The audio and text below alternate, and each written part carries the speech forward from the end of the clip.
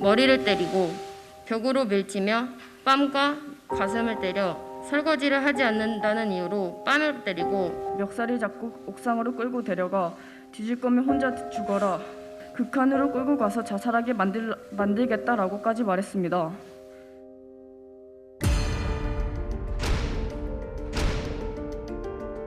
폭행을 하신 적이 없다는 말씀이시죠? 예. 폭행을 하신 적이 있으세요, 없으세요? 없습니다. 최숙현 선수가 사실 할 것도 그런 것도 없는 것 같습니다. 폭행한 사실이 없으니 미안한 건 없고 안타까운 마음밖에 없어요. 폭행 혹은 한 사실이 전혀 없고 사죄할 마음 전혀 없다 이거죠? 그렇죠? 지금이라도 가해자들이 자신의 죄를 인정하고 처벌이 제대로 이루어져 모든 운동선수들의 인권이 보장될 수 있는 환경이 구축되길 바랍니다.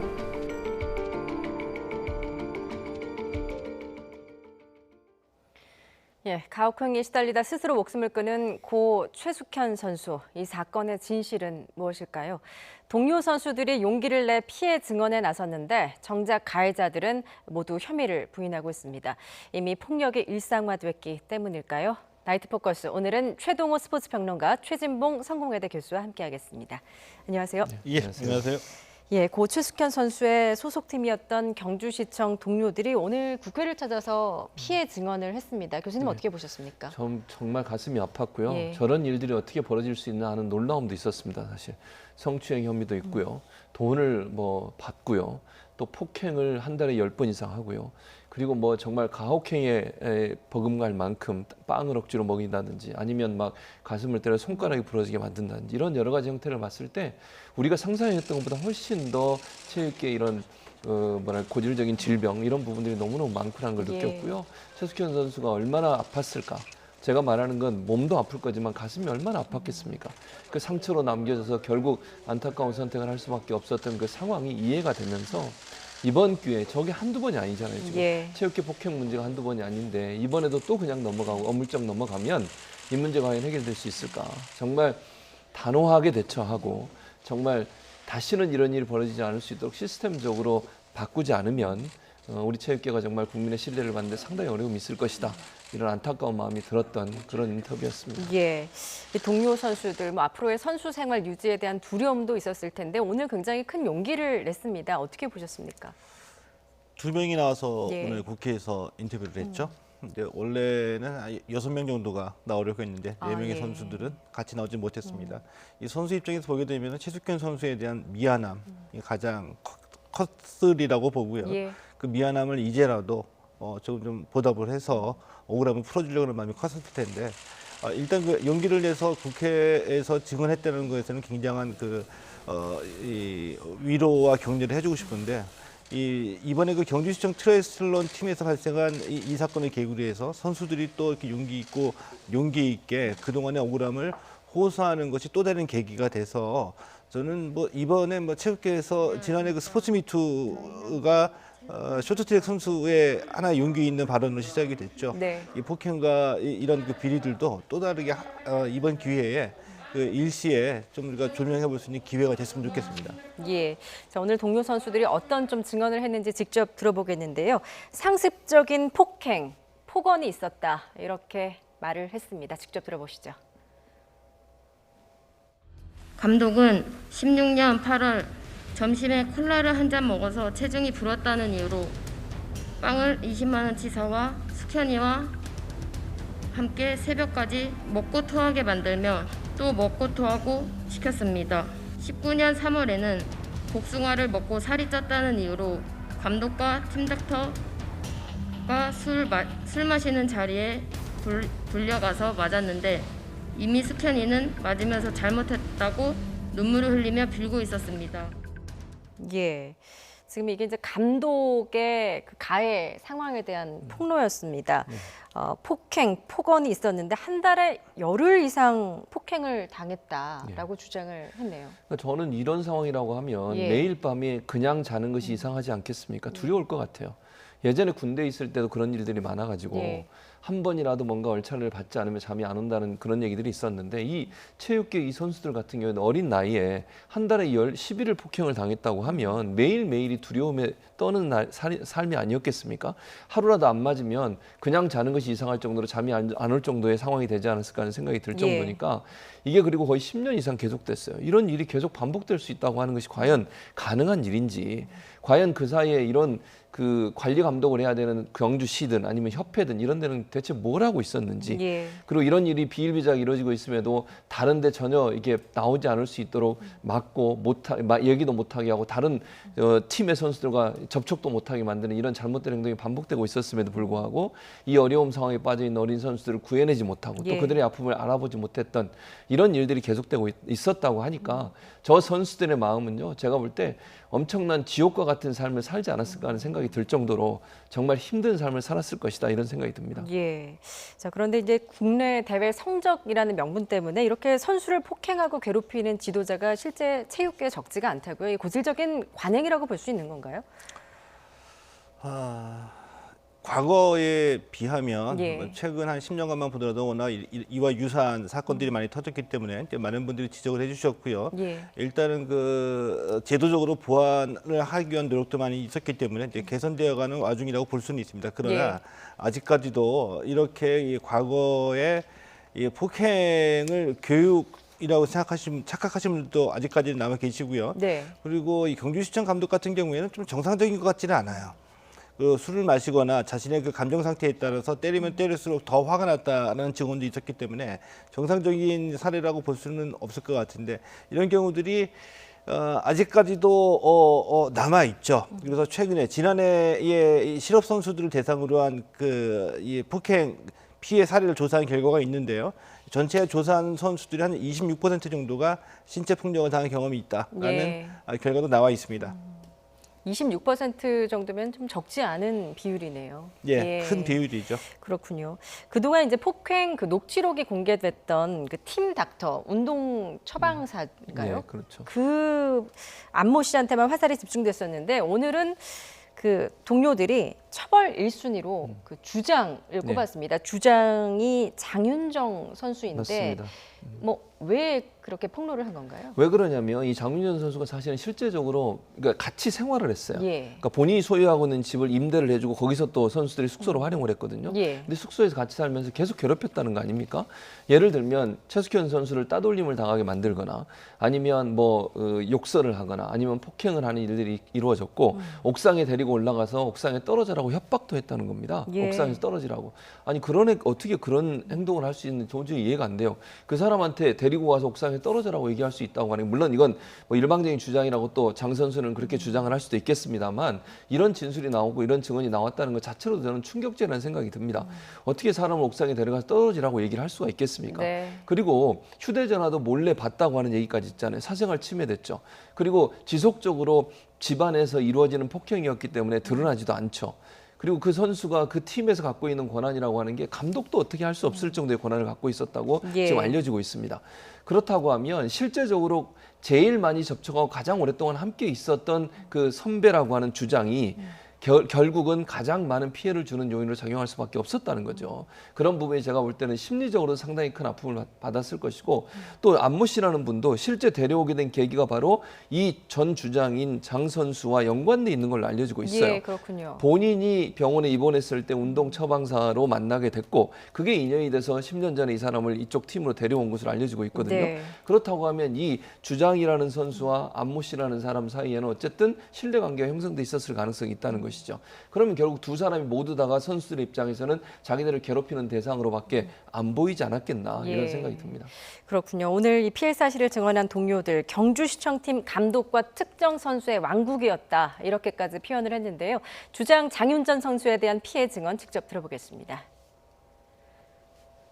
주장 선수는 숙현이 언니를 정신병자라고 말하며 서로 이간질을 해 다른 선수들과 가깝게 지내지 못하도록 막았고 아버지도 정신병자라고 말하며 가깝게 지내지 말라고 했습니다. 감독한테서 인센티브도 제대로 받지 못하고 국제대회 나갈 때마다 지원금이 나오는데도 항상 80만 원에서 100만 원가량 사비를 주장 선수 이름의 통장으로 입금을 요구했습니다. 고 최숙현 선수와 저희를 비롯한 모든 피해자들은 처벌 1순위로 주장 선수를 지목하고 있습니다. 예, 이 주장 장윤정 선수 상상을 초월한 가혹행위를 한 것으로 지금 증언을 했는데 보통 주장의 역할이 이렇게 동료들과 지도자들 사이 어떤 가교 역할을 해야 되는 것 아닙니까? 그런데 예. 정반대의 역할을 했습니다. 말씀하신 대로 주장의 역할은 예. 이제 선수들의 가장 그 맏형이나 맏언니 같은 노릇하면서 이제 이 코칭 스태프하고 가교 역할을 하는 게 맞죠. 예. 그런데 이 지자체 팀의 특성을 좀 하나 생각해 볼 게 있거든요. 네. 그러니까 비인기 정보 대부분 다 지자체에서 운영합니다. 그러니까 지자체에서 운영할 수 있는 것들은 그 운영의 유지가 되는 뒷받침은 이제 성과 측정을 하잖아요. 근데 성과 측정이 전부 다 성적이라는 얘기죠. 감독도 거의 1년을 기준해서 재계약을 하게 되고요.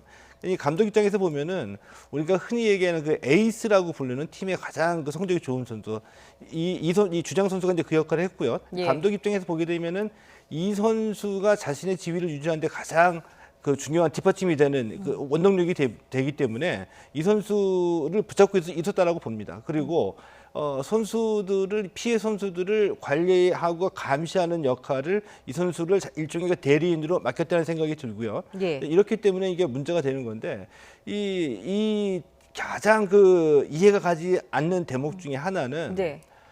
그 앞서 말씀해 주신 팀닥터라는 것도 정식 직제가 아니에요. 예. 그리고 어떤 뭐 검증이나 기준을 거쳐서 들어온 게 아니라 주장 선수의 소개를 해서 들어왔단 말이죠.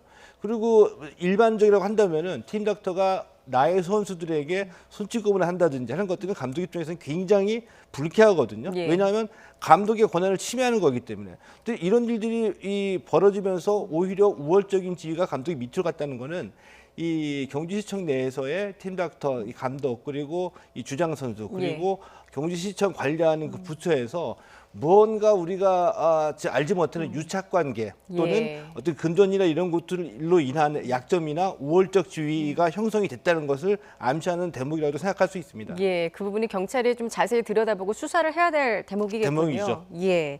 그런가 하면 이제 앞서 그 동료 피해 선수들의 증언을 보면 국제 대회를 나갈 때마다 지원금이 나오는데 항상 80만 원에서 100만 원 가량을 이 주장 선수의 이름으로 통장에 입금하게 했다라고 예. 증언을 했습니다. 예. 이것도 좀 이해가 안 되는 대목인데. 이해가 안 되죠. 이걸 전지훈련비 명목으로 내라고 그랬다고 사비를 지금 받았다는 거 아닙니까? 주장 선수가 왜 이걸 받습니까? 아니 선수가 훈련하러 또는 국가의 어떤 명예나 아니면 그 협회의 명예나 아니면 본인이 소속돼 있는 팀의 명예를 위해서 뛰는데 자기가 돈 내면서 운동하러 가야 된다? 이것도 이해가 안 되는데 이것도 혹시나 그렇다고 하더라도 그러면 감독 명의라든지 아니면 팀의 이름으로 된 통장으로 입금했다면 또 어느 정도 이해가 되겠어요. 아니 개인 주장 선수의 이름으로 돈을 내라고 하는 게 도저히 이해가 안 됩니다. 이거는 예. 사적 용도로 사용했다고밖에 의심을 품을 수밖에 없는 상황이라는 생각이 들고요. 이런 일들이 벌어질 수 있도록 방치했던 감독이든 아니면 그 경주시청이든 도저히 이해가 안 돼요. 뭐 모르고 했을 수도 있겠지만 그러니까 이 주장 선수의 권한이라고 하는 것 또는 권력 구조라고 하는 것, 그 팀에서 갖고 있었던 영향력이라고 하는 것이 우리가 생각하는 것보다 훨씬 더 컸을 수 있다. 우리는 나이 어린 선수이기 때문에 그렇게까지 했을까 하는 생각이 들지만 실제 하는 행동들을 보면요. 아까 말씀하신 감독도 어찌하지 못하는 상황이 됐고 또 뭐 지금 평론가께서 말씀하셨지만 감독도 본인의 지위를 유지하기 위해서 저 선수가 필요했던 상황이고 그러다 보니 저 선수에서 심하게 말도 못하는 상황이 됐고 예. 그러니까 바로 이런 일까지 저지른 게 아닌가. 사비로 돈을 받고 또 그 안모 씨라는 사람도 자기가 심리치료해 준다는 명목으로 본인이 심리치료에 대한 자격증도 하나도 없으면서 예. 선수들로부터 또 돈을 받았다는 거 아닙니까? 예. 선수들이 무슨 돈 주는 기계도 아니고 이런 식으로 선수들을 활용하고 이용하고 착취하고 억압하는 행위가 계속됐다고 하니까 선수들 입장에서 운동하면서도 얼마나 자기감이 들었을까 예. 이런 생각이 듭니다. 자, 뭐 그 고 최숙현 선수의 부모님도 이 면허도 없는 팀 닥터에게 거액을 계속 건넸다고 하지 예. 않습니까? 팀 닥터라는 그 역할이 도대체 뭐길래 이렇게 선수들한테 사적으로 금액을 받는 건가요? 선수들의 신체적인 컨디션을 최상으로 유지할 예. 수 있도록 이 선수들의 신체를 관리하고요. 또 이 선수 신체에 관한 정보를 코칭 스태프에 제공함으로써 팀 전체의 전력을 최상으로 유지할 수 있게 관리하는 역할을 예. 하고는 있죠. 근데 명칭은 팀 닥터라고 되어 있습니다만은 예를 들면 축구 대표팀 같은 경우에는 주치의는 있습니다. 그러니까 뭐 예산이 다른 종목에 비해서 상대적으로 좀 풍부하니까 이 의사를 고용할 수가 있는 거고요. 이 대부분의 종목에서는 이 물리치료사 정도를 고용을 해서 예. 경기 전후로 해서 선수들의 그 신체를 그 이완해주고 회복 훈련을 해주는데 도움을 주는 역할을 하고 있거든요. 자, 그런데 이 풀리지 않는 의문이 이 팀 닥터에게 이제 이 집중이 되고 있죠. 예를 들면 공식 직제로 고용한 게 아닙니다. 네. 그러니까 이 트라이슬론 팀 자체 내에서 이제 임의적으로 고용을 한 거였었거든요. 예. 이 주장 선수의 소개를 받았고요. 자, 이러다 보니까 첫 번째 문제가 발생하죠. 일을 한다고 하는데 그렇다면 보수를 줘야지 되잖아요. 근데 그 보수를 어떻게 마련할까? 선수들한테 각출한 거였었거든요. 아, 예. 또 이 증언에서 나오는 바와 같이 전지훈련을 가는데 경주시청에서 운영하는 팀이기 때문에 당연히 예산이 책정이 됐겠죠. 근데 팀닥터의 예산은 책정이 될 리가 없죠. 예. 그러면 그 비행기 티켓 값이랑 체제비는 누가 부담을 해야 될까요? 이 선수들이 어쨌든 각주했다는 겁니다. 그래서 최석현 선수의 아버지의 증언으로는 유가족 측에서 이 팀닥터에게 건네준 돈만 1,500만 원 정도가 된다라고 예. 증언도 했고요. 근데 이해가 정말 안 되는 게 아무리 이 트라이슬론 팀에 무관심한다고 하더라도 경주시청 팀인데 경주시에는 담당하는 부서가 있을 거고요. 규정상으로도 감사가 이 운동부서에 대한 감사가 규정에 있을 것이고 또 연간 1년 단위로 예산을 책정하면서 예산 항목들 다 들여다볼 거 아닙니까? 예. 근데 어떻게 이것을 이렇게 지속적으로 이런 그 불법적이고 임의적인 고용이 유지가 됐는지 예. 전혀 이해가 가지 않는 대목이죠. 그렇습니다. 지금 뭐 이해가 되지 않는 대목이 정말 많은 부분인데 이 문제 팀 닥터에 대해서는 성추행 의혹도 지금 제기가 됐습니다. 심지어 심리 치료를 받는 고 최숙현 선수를 향해서 입에 담지 못할 폭언도 쏟아낸 것으로 드러났는데요. 이 부분 직접 들어보시죠. 팀닥터는 자신이 대학 교수라고 말했으며 수술을 하고 왔다는 말도 자주 했을 뿐만 아니라 치료를 이유로 가슴과 허벅지를 만지는 등 성적 수치심을 느꼈습니다. 심지어 심리치료를 받고 있는 숙현이 언니를 극한으로 끌고 가서 자살하게 만들겠다라고까지 말했습니다. 예. 뭐 성추행 의혹뿐만 아니라 조금 전에 증언한 심리 치료 중인 고 최숙현 선수에게 스스로 자살하게 만들겠다. 어떻게 이렇게 심한 충격적인 발언할 수 있을까요? 이건 심리 치료가 아니죠. 예. 심리 치료를 하는 사람이라면 이런 상황이 있는 사람을 생명을 연장하고 또 삶의 의욕을 갖도록 만들어주는 게 그런 역할 아닙니까? 예. 심리 치료를 그러려고 하는 거잖아요. 어려움에 빠져 있거나 시리에 빠져 있거나 자기감에 빠져 있는 사람들을 치료를 해서 용기를 주고 다시 삶에 대한 희망을 갖도록 만들어야 되는데 한다는 소리가 이게 사실이라고 하면요. 예. 자살하게 만들겠다. 이게 무슨 심리 치료사입니까? 자격 자체가 없는 거예요. 물론 이 사람 자격증도 없지만 이런 식으로 행동을 했으니 이 사람이 과연 제대로 일을 했을까? 제가 볼 때는 제대로 일을 하나도 안 했을 거예요. 예. 폭행이나 하고 애들 괴롭히고 이런 일이나 했겠지. 이 사람이 무슨 일을 했겠습니까 대체. 예. 그리고 물리치료한다는 명목으로 허벅지나 가슴을 만지고 여자 선수들에게 성적 수치심을 주고 또는 남자친구 껴안듯이 껴안아 보라고 얘기하고 이런 식으로 하면서 과연 팀닥터의 역할을 제대로 했을까? 예. 저는 이 사람이 그럼에도 불구하고 계속 거기서 일을 하고 그 소나기에서 벗어나지 못하는 선수들은 얼마나 힘들었겠습니까? 치료받는 것이 제가 볼 때는 고역이었을 거예요. 예. 치료받으러 오라고 할 때마다 얼마나 안 가고 싶었겠냐고요.